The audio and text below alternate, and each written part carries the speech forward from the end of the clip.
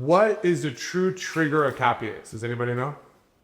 Overcoming adversity, difficulty. That's not his word for it, but it's close. Correct. What? Overcoming difficulty. Is the word for that? Yes. Adversity. And I Perseverance. So perseverance. saw this one? No. Progress? Yeah, say it. Progress. Which is basically what you all probably got. Which is very impressive, by the way. You all said it from adversity, growth, but like that's very impressive. But that is true happiness. Progress. All right? Alex Ramosi has another quote on this. It's like, or somebody, actually, he got it from somebody else, but I let Alex off the sketch with him. But somebody else said it, and he goes, you shouldn't become a millionaire for the $1 million. That's not what it's about. You should become a millionaire so you can see the man you are that became $1 million. That's what's important. That journey, that who you have to become, the shit you have to give up, the sacrifice, the new mentalities, the showing that what you're capable of, that is so much more valuable than this here's $1 million. That's why the self-made millionaire is night and day to the like I won the lottery and got a $1 million or inherited, you know? And the same thing is true with this. A lot of you guys are like, oh man, I can't wait to have the hot girlfriend and the threesomes and the entourage and the whatever. That's not the cool thing though. The cool thing is who you have to become to get them in the first place. The cool thing is being able to wake up every day, look in the mirror and be like, I love and respect this guy now. That's the epic thing. It's like finding who you become. That's what the women are a byproduct. They're really just kind of like a byproduct of the lifestyle you live, the social skills you develop, how you're able to, put all together, be able to click and figure it out and grow the emotional intelligence, the social intelligence. It's just a byproduct. Loving the process, basically. The progress, that's how you're gonna be the most happy. Honestly, is a little jealous of everybody in here. I mean, I need that. Everyone here, I'm a little jealous of. Because as long as you stick this through and are determined to see it through and you don't quit on yourself, halfway, and you really go all in the way I did, the way Zach did, the way Board did, the way Cosmo did, the way all of us did, right? Then you have one of the most amazing, rewarding journeys, period. You get to see the light bulbs go off from the first time, you aha moments, the first kiss and feel, the first say my leg, the first pen, the first amazing girlfriend, the first time holding door. Man, I remember the first time I was able to do a routine or a story, and I had 5 girls sitting around me, hanging on my every word. Did I hook up with any of them? No. Did I get the numbers? No. Did any validation? No. But holy shit, I still remember to this day that feeling of, wow, they're literally hanging on my every word. This is incredible. Now it's just, that should just be normal. But when I first did it, I was like, oh my God, I've never had this before. So you guys are blessed. You guys get to see progress. Well, I didn't realize that. Yeah, yesterday, the first time ever, I opened the set with a guy, and the guy told me to take his wife's friend's Instagram for like a future plan. She was down here. But see, so we hear that from New York, it's like, yeah, that's awesome. They really get a referral and then thrown at you, right? Now, if that was Cosmo, would anybody be shocked or surprised? No.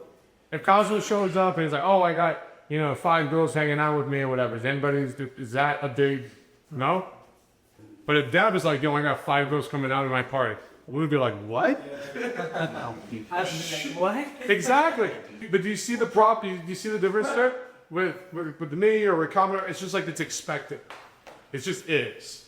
It's cool, but it's just whatever. But for you guys, when you guys do it for the first time, it's epic. It's awesome. And I'm a little jealous. I miss that. It's fun. Because once you have the thing, it's like anything, you get bored of it. There's, like, who here has like a really cool car? All right. Be honest, what was a bigger dopamine hit? Buying the car, that first time you got the car, took off the lot, showed your friends, or driving it this week? Buying it. Because that was progress. I got the new thing.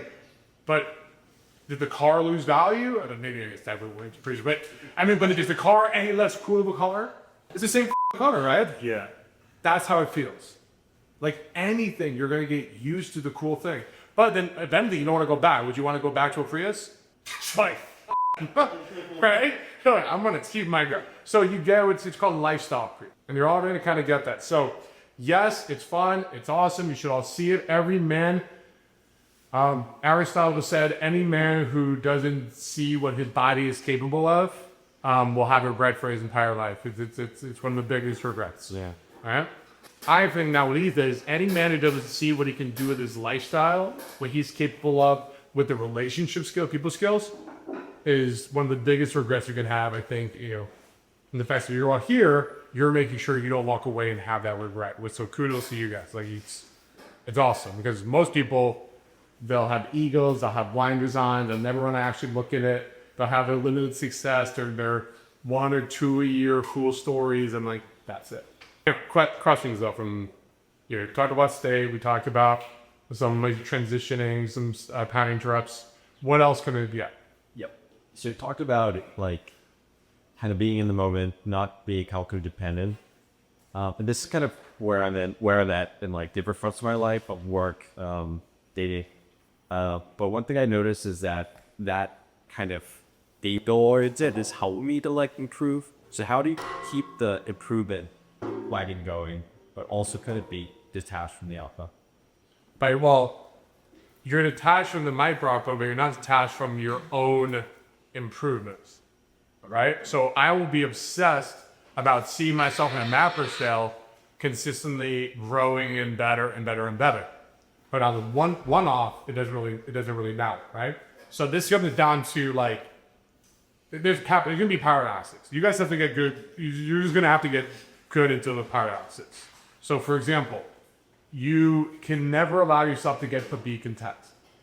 The moment you're content, you're done succeeding at whatever the it is you want to succeed at. Show me a man who's content with his body, he's done getting him shit. Show me a man who's content with his bank account, he's done making him money. Show me a man who's content with the women that he's dating, he's never gonna have higher standards or get a higher quality work.